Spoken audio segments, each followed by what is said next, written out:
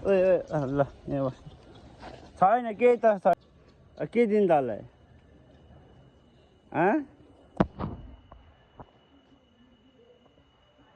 ग्याङहरू यता छ क्या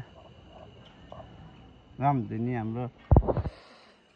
यसको इतिहास चाहिँ मलाई त्यस्तो थाहा भएन होइन अब राम्रोसित बसेर धुनी तापेको ठाउँ भनेर चाहिँ रामधुनी भनेर राखेको रहेछ होइन त्यति मात्रै थाहा भयो अब मलाई